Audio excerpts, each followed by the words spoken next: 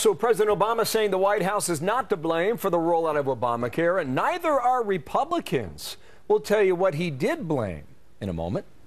The challenge, I think, that we have going forward is not so much my personal management style or particular issues around White House organization. We have these big agencies, some of which are outdated, some of which are not designed properly.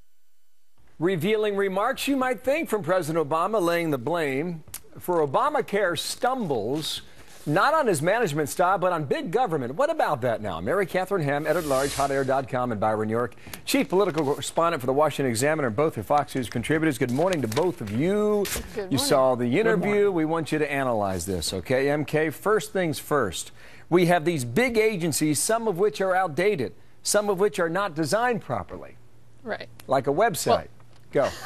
Right. Well, let me first say that I agree with the president that the federal bureaucracy is an obstacle for the government doing things well, and that was one of the reasons that many people like myself were skeptical about them being able to undertake this and do it well. But second, here he is again sort of narrating the presidency, not actually holding the office of president. Presumably he's in charge of these things and could have made a difference. In this case, he says this is a problem that he knew about and will be solved sometime in the future, absolving himself and his administration of all of the problems that he's caused in the meantime. I wonder how people react. It's not so much my personal management style. And just to go back to this, put the quote on the screen, folks. We have these big agencies, some of which are outdated, Byron, some of which are not designed properly. What did you think when you heard that?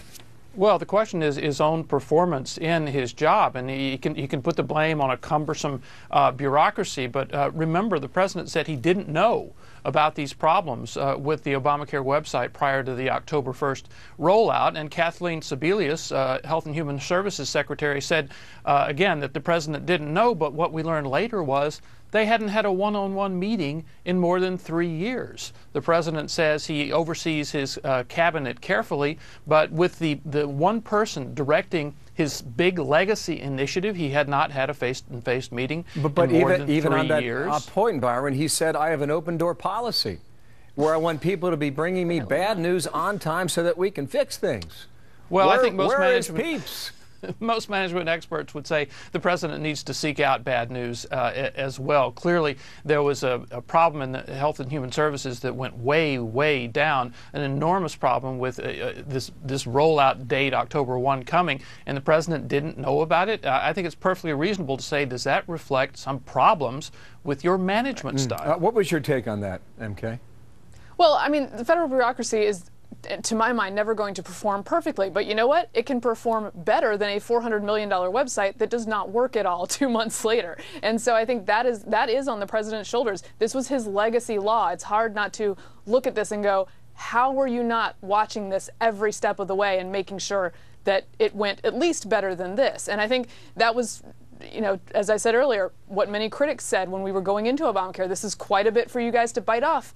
Do you think you can handle it? And it turns out, no, they couldn't. And that to me is a big problem that he's not taking responsibility for. Let me get on that point, too. Daryl Issa told me 2 days ago he thinks the cost of the website will exceed $1 billion in the end.